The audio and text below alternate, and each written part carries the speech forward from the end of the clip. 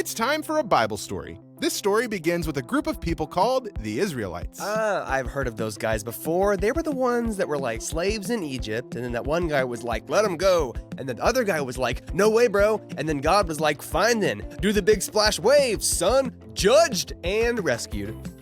Close enough. The Israelites were rescued by God from being slaves in Egypt. And after that, they started traveling across the desert to a place God promised them, called the Promised Land. That's a good name. Sounds promising. It was. Their future home was a paradise that God wanted them to live and thrive in, but first, they'd have to get there. What are you talking about? It's like right next to where they came from. Look at that. What's the problem? I can make that trip in like, 45 minutes? No problem. Give me a helicopter, maybe a dune buggy, throw in a movie, get some big gulps, no prob. Well, sure, but this was like thousands of years ago, remember? Right, yes. I forget that a lot, huh? Literally every time. Shrug emoji. So what'd they do, like just hoof it across the desert? Actually, yeah. They set out traveling toward the Promised Land, but traveling on foot like that across the desert was not easy. Yeah, no kidding, man. I can barely make it across the driveway when I gotta take the trash out. Well, imagine that, but like a million times farther and in the desert.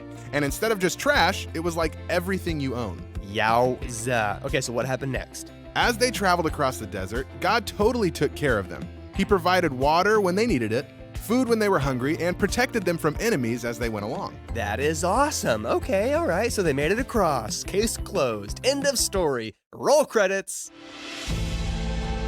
Not so fast. The Israelites had one big problem: complaining. Okay, hold on. Wait, what? They got pretty ungrateful for everything they'd been given and had some pretty rotten attitudes toward God. Hold the phone. Let me get this straight. Okay, so God rescued them from slavery. Yes. Gives them like food and water in the desert. Yeah. Protects them from bad guys. Yep. And they're a bunch of grumbly grumbles about it? What a bunch of lamos. Yeah, it definitely wasn't great. They sinned against God and basically turned on him. And because of that, they weren't protected like they used to be. In fact, a bunch of snakes in the desert started biting them. Whoa, yikes. Desert snakes? Oh man, those are like the second worst kind. Wait, what's the first? Space snakes. Of course. Tons of them were bitten by these snakes, and a bunch of them even died. Oh man, that's rough. So like what happened? Well, God told Moses, their leader, to make a bronze serpent on a staff and put it in the ground where everyone could see it. Okay, like a snake scarecrow? No, not like that. It was like a symbol. God instructed anyone that was bitten by a snake to look at the staff, and they would live. Okay, cool, all right. And did it work? Of course. God was reminding them to look to him whenever they got into trouble, instead of just complaining about it and hardening their hearts.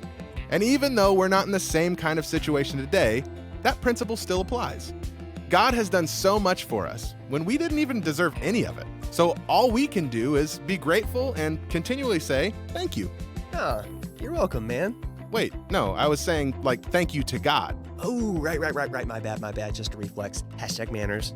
No worries. So remember, God has done so much for us, and we always want to make sure that we stay grateful and thankful for how much he loves us. And also, watch out for space snakes. Yes, also that. The end.